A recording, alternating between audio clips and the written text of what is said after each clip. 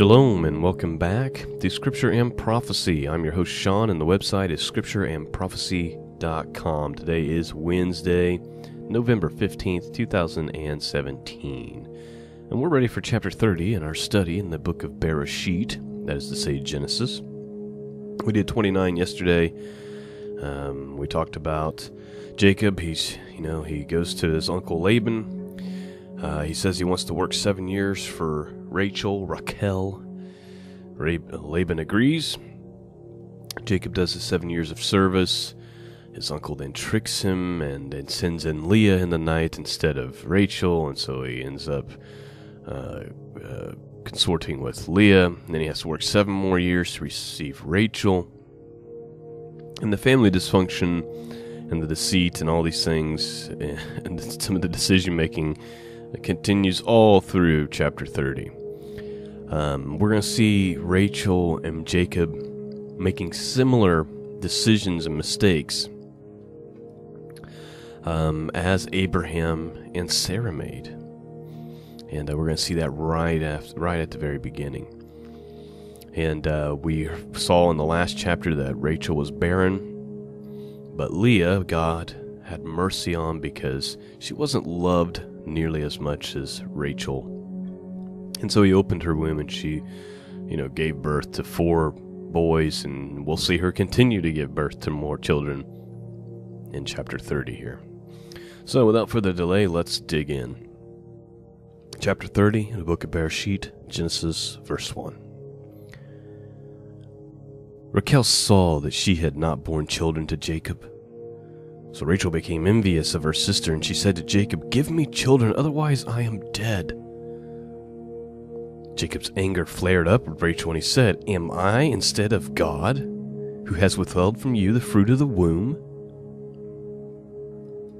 Now, one thing that stuck out to me as I was reviewing this last night is the culture and the mindset. Rachel's saying, "Look, I'm barren. If I don't have a child, I'm just going to die." In other words, she's saying, my life's not worth living if I can't do this one thing that's so important to women, and that's to birth a child. And the thing about our culture today, whereas if a woman gets pregnant, her attitude is, "Oh, my life's over, I'm going to die."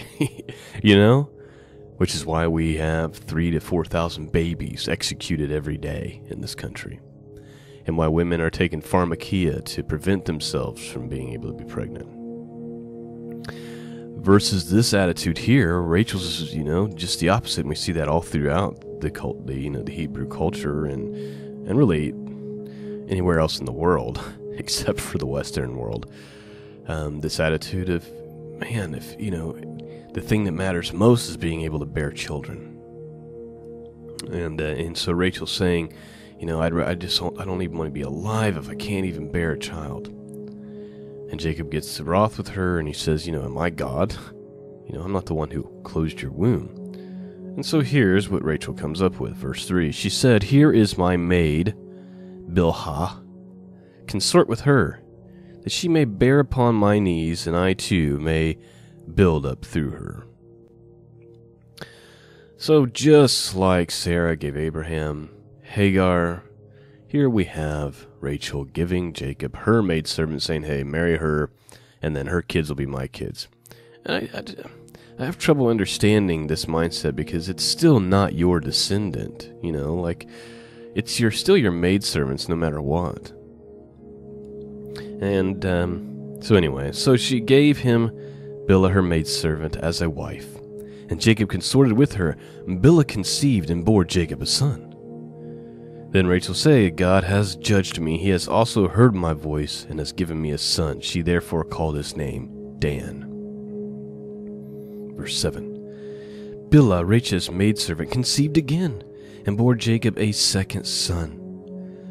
And Rachel said, "Sacred times have I mannerward to equal my sister, and I have also prevailed." And she called his name Naphtali. When Leah saw that she had stopped giving birth, she took Zilpah, her maidservant, and gave her to Jacob as a wife. Zilpah, Leah's maidservant, bore Jacob a son, and Leah declared, "Good luck has come."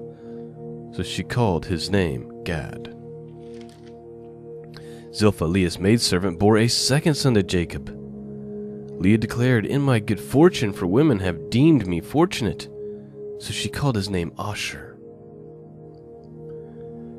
So here now Jacob has 4 wives, because both of his wives decided to give him their maidservants as wives also. So Jacob's bearing children with everyone so far, with the exception of Rachel.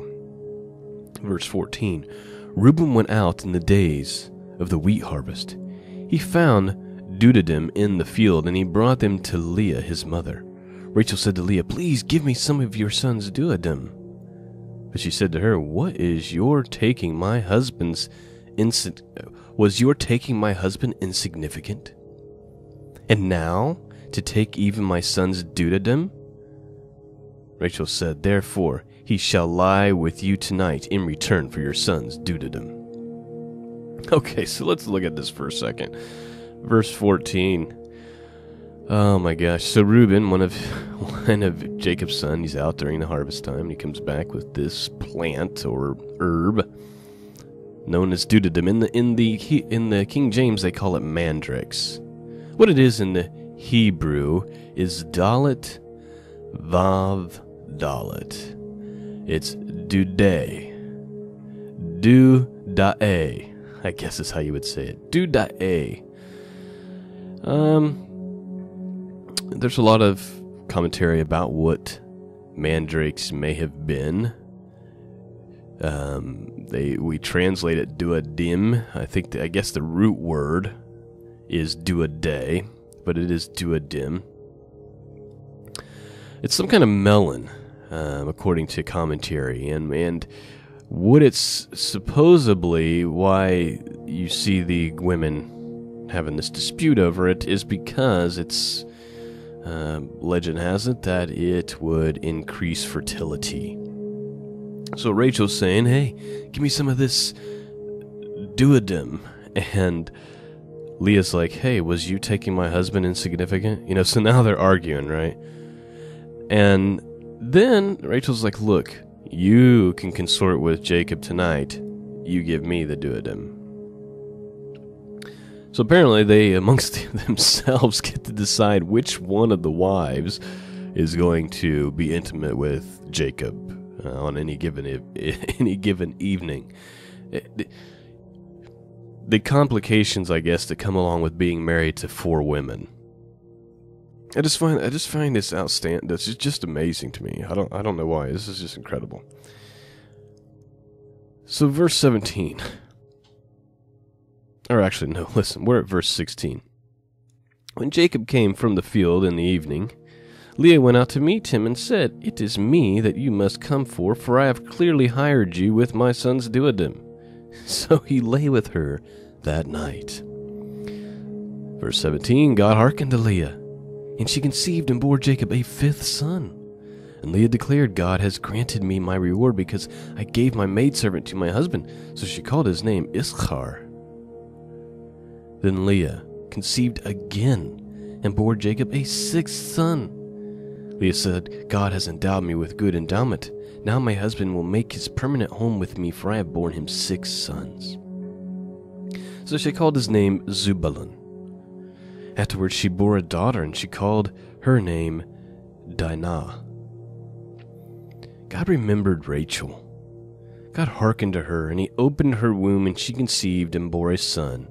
And she said, "God has taken away my disgrace." So she called his name Joseph, saying, "May Yahovah add for me another son." And it was when Rachel had given birth to Joseph, Jacob said to Laban, "Grant me leave that I may go to my place and to my land. Give me my wives and my children for whom I have served you, and I will go. For you are aware of my service, that I labored for you." But Laban said to him, "If I found favor in your eyes, I have learned by divination that Yahovah has blessed me on account of you." And he said, "Specify your wage to me, and I will give it." But he said to him, "You know how I've served you, and what your livestock were with me, for little you had before I came, has expanded substantially as Yahuwah has blessed you with my coming. And now, when I will also do something for my own house? He said, what shall I give you? Jacob said, do not give me anything if you would do this one thing for me. I will resume pasturing and guarding your flocks. Let me pass through your whole flock today. Remove from there every speckled and spotted lamb, every brownish lamb among the sheep, the spotted or speckled among the goats. That will be my wage. Let my integrity testify for me that in the future, when it comes before you regarding my wage, among the goats that is speckled or spotted, that is not speckled or spotted, or the sheep that is not brownish or stolen, in my possession. Is stolen if in my possession. Alright, so Jacob's saying, look, I've been serving you for a long time. I need to take my wives and my children, and I need to go back to my homeland. And of course, Laban wants him to stay because Laban's been getting rich since Jacob showed up. Because the blessing of Yahuwah is upon Jacob. And of course, Jacob being present with Laban and working with Laban, it also causes Laban to be increased. So he wants him to stick around, and Jacob says, no, I need to go. Here's what I want. I want to go through, I'm going to take care of the herd for a while still. I'm going to go through, and I'm going to keep any of the spotted ones. So Laban, you get to keep all the perfect lambs and goats, but I'm taking the spotted ones, or the ones with brown spots. And that'll be my wage. If I'm caught with any of yours, then consider it theft. And so that's what we're dealing with here. And Laban said, agreed, if only it will be as you say. So he removed on that day the ringed and the spotted he-goats, and all the speckled and spotted goats, every one that contained white, as well as all the brownish ones among the sheep. And he left them in charge of his sons, and he put a distance of 3 days between himself and Jacob, and Jacob tended Laban's remaining flock. Jacob then took himself fresh rods of poplar, and hazel, and chestnut. He peeled white streaks in them, laying bare on the white of the rods. Then he set up the rods which he had peeled in the runnels, in the watering receptacles to which the flock came to drink, facing the flock so that they would become stimulated when they came to drink. Then the flocks became stimulated by the rods, and the flocks gave birth, and ringed ones, speckled ones, and spotted ones. Jacob segregated the lambs, and he made the flocks face the ringed ones, and all the brownish ones among Laban's flocks. He formed separate droves of his own, and did not mingle them with Laban's flocks. Whenever it was mating time for the early-bearing flocks, Jacob would place the rods in the runnels in a full view of the flock to stimulate them among the rods. But when the sheep were late-bearing, he would not emplace. Thus the late-bearing ones went to Laban, and the early-bearing ones went to Jacob. The man became exceedingly prosperous, and he attained festooned flocks, maidservants, and servants, camels, and donkeys. And that, my friends, is the end of chapter 30. Wow. So, Jacob is one of the most important characters in all of the Torah, because he has more chapters dedicated to him and his family than anyone else. I think it's like 20-some chapters dedicated to Jacob, if I remember correctly. And, when we think of, man, these great patriarchs must have been perfect. They must have lived these perfect lives. And as we can see, Jacob is far from it. And the whole family, there's some pretty crazy things going on within the family. Problems that you would expect if you had multiple wives, It's pretty incredible and pretty interesting to read. I hope you guys are enjoying it as much as I am. That's all I've got for you today, my friends. Like I said, I hope the podcast is blessing you. If it is, I'd love to hear about it. If you want to support this podcast, support the Mission of Truth, you can become a Patreon subscriber. I think we have 26 people right now that are supporting us on Patreon. And you can just go to scriptureandprophecy.com. There's a support tab at the top, and it gives you some options on any ways that you would like to support me and my family and this podcast moving forward. And I appreciate all of you who pray for me and for this work, who support it financially, and support me and my family. I'm very humbled It's more than I deserve, and I'm just very, very thankful for those of you who are willing to play a part in all of this. That is it for today. Either tomorrow or Friday, one of those 2 days, depending on when I can get to it, we're going to do our gospel portion for this week. And let me just look up and see what that is real quick, and I'll give you a heads up. I haven't had time to study it yet, so that's why I say I don't know if it'll be tomorrow morning or Friday morning. By the way, where you can get the schedule for this is if you just simply go to torahportion.org. You'll see the Torah portion Parsha schedule, as well as the Gospels and the prophets, depending on which one you're looking for here. All right, come on, Internet. Things are running a little slow on my end this evening, or this morning, rather.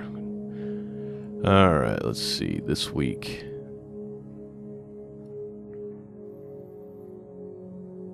My computer is really not having it. All right, this week it's Luke chapter 3, verses 1 through 18. So if you wanted to read ahead and kind of look over it yourself before we get into it, there you have it. Luke chapter 3, the first 18 verses. That's what we'll be studying this week. All right, that's all I got for you today. Peace and grace be with all of you. And until next time, God bless.